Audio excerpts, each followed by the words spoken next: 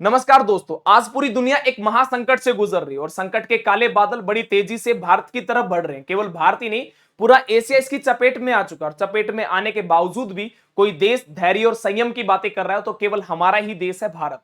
जिस देश की बौखलाहट देखी जा सकती है, लॉकडाउन, भूखमरी, आर्थिक तंगी देखी जा सकती है, तो वो केवल एक ही है, पाकिस्तान। पाकिस्तान की बौखलाहट का लेवल इस कदर बढ़ चुका है कि पाकिस्तान ये कह रहा है कि मैं दिल्ली और मुंबई पर परमाणु हथियार दाग दूंगा। अब ऐसे शब्दों का इस्तेमाल पाकिस्तान क्यों कर रहा है, कौन सी बौखलाहट का शिकार हो रखा है, कौन सी मानसिक पीड़ा का यह शिकार हो रखा है, इसके ऊपर डिटेल से हम बातें करेंगे। परंतु सबसे पहली बात, हमारे देश के प्रधानमंत्री सामने आते हैं लोकसभा के अंदर और वो 25 मिनट का एक भाषण देते हैं जिसमें ये कहते हैं कि दुनिया के सामने बहुत बड़ा संकट आ रखा है और ये संकट जो है भारत के पास में पहुंच चुका है। इस संकट के समय जिस प्रकार आप लोगों ने कोरोना में धैर्य दिखाया था, एकजुटता दिखाई थी, वैसे ही एकजुटता दिखानी पड़ेगी, क्योंकि इस संकट के समय हो सकता है कि महंगाई बहुत ज्यादा हो जाए, तेल न मिल पाए, खाने पीने की चीजें बहुत ही ज्यादा महंगी हो जाए, न भी मिल पाए। तो इस समय आप लोगों को एकजुटता दिखानी, आपको पैनिक नहीं होना। परंतु हमारे देश के बहुत सारे राज्य ऐसे हैं कि जैसे ये शब्द हो जाते तो अपने आप में बहुत ही ज्यादा पैनिक हो जाते हैं और उसके ऊपर भी हम चर्चा करेंगे।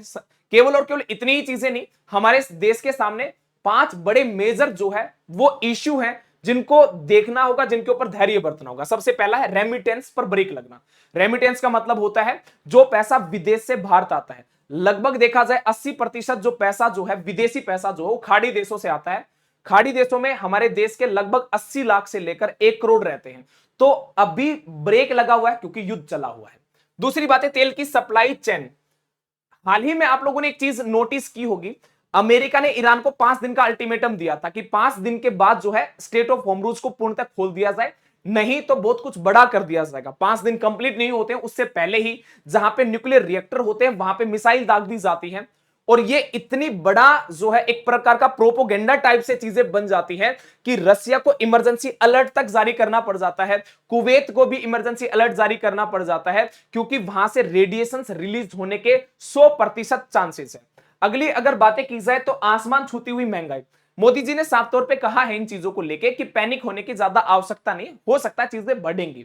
और हमारे देश की बातें की जाए तो पैनिक इस कदर हो चुका है हमारा देश कि राजस्थान में ये चीजें थोड़ी सी फैल जाती है कि राजस्थान के लोग जो है वो अपनी गाड़ियां, व्हीकल्स वगैरह जो पेट्रोल पंप के पास में ले जाते हैं और वहां पे इतनी बड़ी कतार लग जाती है कि पेट्रोल डालो, क्योंकि देश के अंदर पेट्रोल खत्म हो चुका है। कुछ इस प्रकार की अफवाह फैल जाती है जो कि चीजें देखी गई हैं। इसको देखते हुए भी कहा गया कि चीजों के लेकर आपको पैनिक मत हो, घबराओ मत। अगर चीजें घबराएगा तो देश टूट जाएगा। अब देश जब टूटता है, अगर देश टूटता है तो यह समझ लो कहीं ना कहीं झुकाव ही देखने के लिए मिलता है। बातें की जाए तो ऊर्जा का संकट। ऊर्जा का संकट इसलिए भी है क्योंकि हमारे देश के जितने भी अधिकारीगण हैं उन सब ने यह कहा है कि पेट्रोल हो गया, डीजल हो गया, कच्चा तेल हो गया, इसके भंडार प्रॉपरली है, परंतु हमारे देश के पास में आज भी जो कमी है, फिलहाल की बातें की जाए बहुत सारे जहाज आ चुके हैं, फिर भी कमी जो है वो एलपीजी की है। तो गैस और ईंधन की कमी जो है निरंतरता से देखी जा रही है।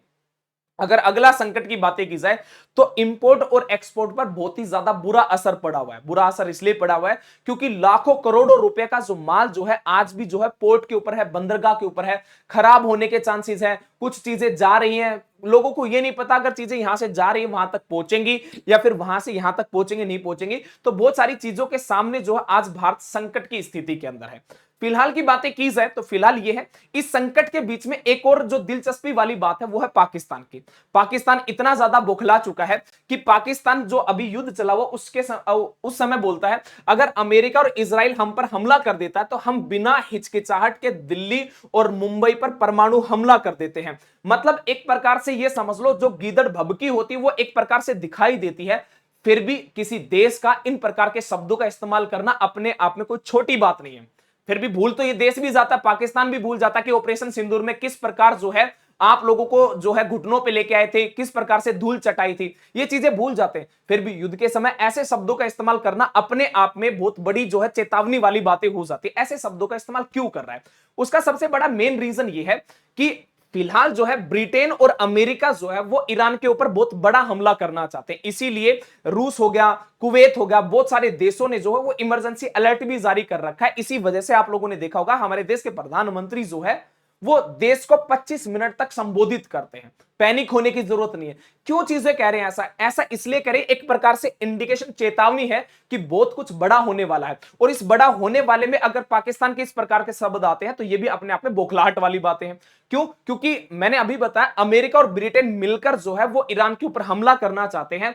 अब इतनी दूर से जो है, इतनी दूर से अगर ईरान पे हमला करेंगे तो उनके लिए एक प्रकार से बेस होना बड़ा जरूरी है, जहां से ईरान को कोई देश नजदीक लगता हो, अगर वो बेस मिल जाए तो ईरान के ऊपर हमला करना आसान हो जाता है। और ईरान के बिल्कुल जो समीप की बातें की जाए तो वो समीप है पाकिस्तान।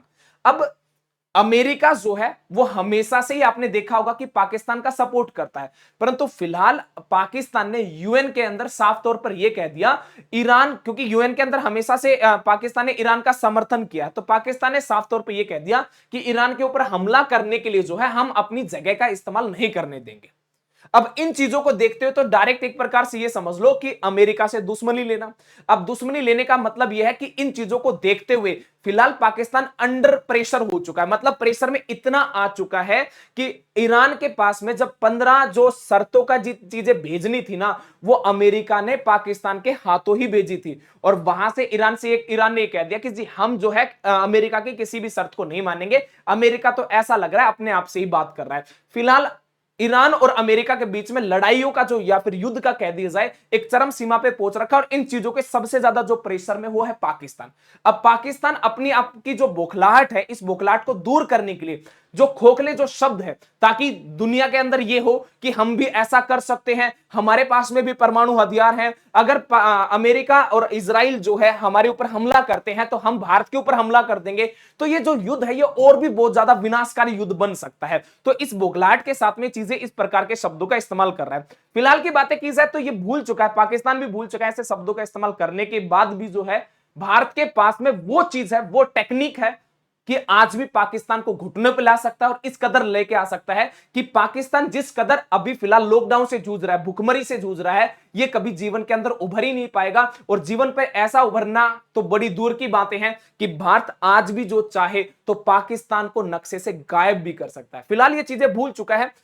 हाल फिलहाल की बातें की जाए तो 2-3 चीजें तो है ही, बौखलाहट है और युद्ध करने की धमकी देना, परमाणु हथियारों का इस्तेमाल करना, ये अपने आप में जो है एक इंटरनेशनल मुद्दा बन जाता है कि फिलहाल जिन दो देशों के बीच में युद्ध चल रहा हो और तीसरा देश ये कह रहा है कि मैं जो है भारत के ऊपर हमला कर दूंगा। तो आप लोगों की इसके ऊपर क्या राय है, कमेंट बॉक्स में जरूर बताना। आज के लिए इतना ही। जय हिंद, जय भारत।